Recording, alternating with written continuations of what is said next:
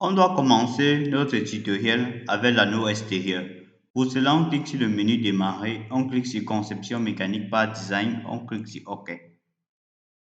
Par la suite, on va venir cliquer sur le plan XY, cliquer sur Esquisse. Puis, venir au niveau de Rectangle, tracer un rectangle.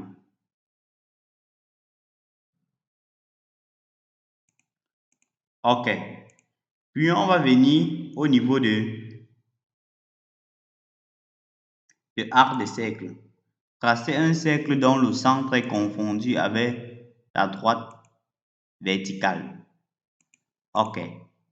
Puis venir sur effaceur.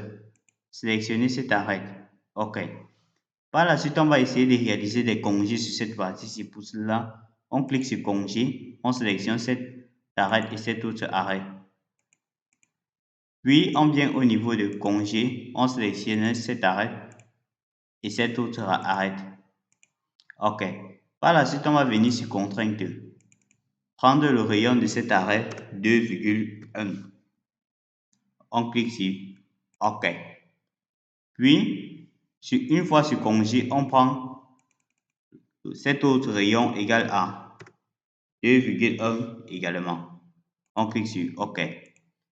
Vous pouvez voir comment... Non, on annule. Vous pouvez voir, observer comment notre esquisse s'est réalisée. Puis, on n'aura qu'à faire la cotation de cet élément-ci. Pour cela, on va d'abord essayer de réaliser une contrainte sur ces deux entités-ci. Pour cela, on sélectionne cette droite. On maintient la touche CTRL, cette autre droite et ce point-ci. On clique sur contrainte équidistant. On clique sur OK. Par la suite, on vient au niveau de contrainte. On prend cette distance-ci. On annule. On clique sur contrainte.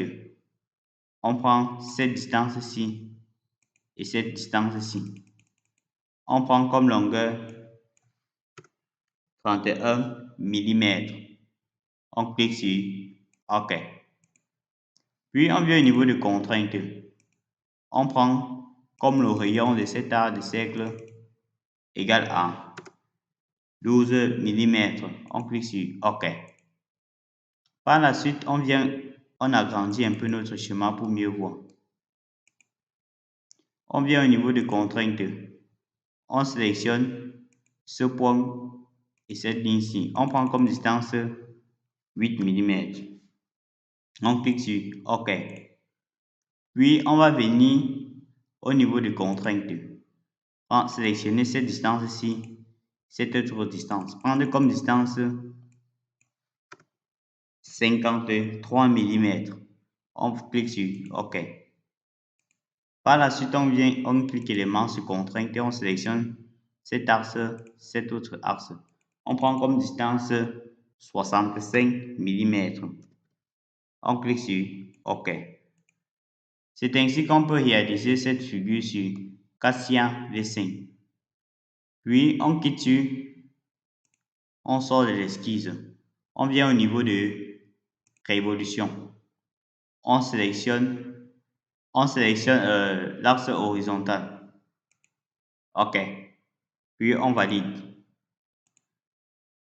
Vous pouvez voir comment l'anneau extérieur est apparu. Puis, on va venir pour changer la couleur. On clique au niveau de corps. On clique sur propriétés. On aura qu'à prendre la couleur bleue. On clique sur OK. Par la suite, on va essayer de réaliser l'anneau intérieur.